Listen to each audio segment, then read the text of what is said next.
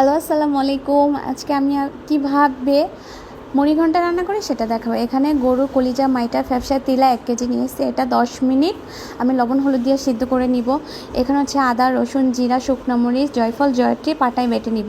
তারপর 10 মিনিট পরে এটা ভালো মতন ধুয়ে নিব, একটা বলে রেখে দিব। আর এটা হচ্ছে মূলত আমি রাইস কুকারে রান্না করব। এখানে হচ্ছে আমি 2টা পেঁয়াজ নিয়েছি, গোল করে কেটে নিয়েছি। এখানে হাফ টেবিল চামচ হচ্ছে হলুদ গুঁড়া, 1 টেবিল চামচ হচ্ছে লবণ দিব, আর 2বার হচ্ছে আমি তেল দিব হাত দিয়ে মেপে, কারণ হাত দিয়ে মেপে আমার ভালো লাগে। আর এখানে হচ্ছে পাটায় বেটে নেওয়া মশলাটা দিয়ে দিলাম, কিছু তেজপাতা, দারচিনি দিয়ে দিলাম, তারপর হচ্ছে এলাচ দিয়ে দিলাম। এখন এটা ভালো মতন মাখিয়ে নিব। তারপর মাখিয়ে নেওয়ার পরে হচ্ছে আমি 1 লিটার পানি অ্যাড করব। এটা রাইস কুকারে আস্তে আস্তে আমার রান্নাটা হবে, আর পরবর্তীতে আমার পানি দেওয়া লাগবে না। আর এই সাইডে কড়াইতে এলাচ, দারচিনি, জিরা আমি একটু ভেজে নিব। এটা রান্নার শেষে আমার লাগবে, দিতে হবে। তারপর হচ্ছে আমি ঢাকনাটা উঠে বারবার নাড়াচাড়া করব, যাতে তলানিতে না লেগে যায়, যাতে ভালো মতন রান্না হয়।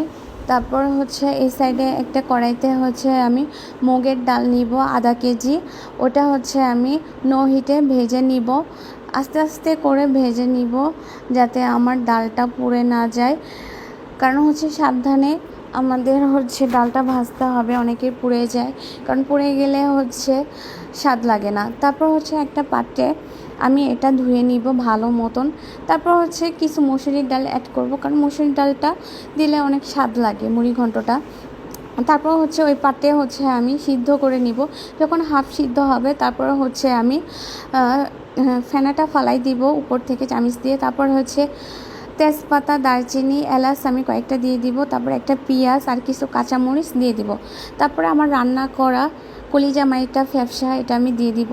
তারপরে হাফ টেবিল চামচ হচ্ছে হলুদ গুঁড়া, 1.5 টেবিল চামচ হচ্ছে আমি লবণ দিব।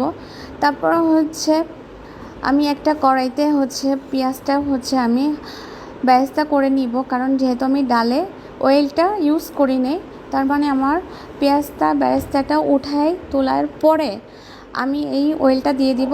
কারণ আমাদের গোপালগঞ্জের মানুষ রান্না হওয়ার আগে পেঁয়াজ বেরেস্তাটা দিয়ে দিই, কারণ তরকারিটা অনেক স্বাদ লাগে। এর জন্য হচ্ছে আমি এটা বেশি ইউজ করি। আর এখানে ওই ফাঁকি করা জিরাটা হচ্ছে আমি দিয়ে দিলাম লাস্টের দিকে, কারণ দেখেন কত সুন্দর কালার হয়েছে। আপনার বাসায় এভাবে ট্রাই করে দেখতে পারেন, কারণ আমার কাছে অনেক ভালো লাগে এইভাবে মুড়িঘণ্ট রান্না করলে। এক এক অঞ্চলে এক এক রকম রান্না, এভাবে রান্না করলে আশা করি অনেক ভালো লাগবে।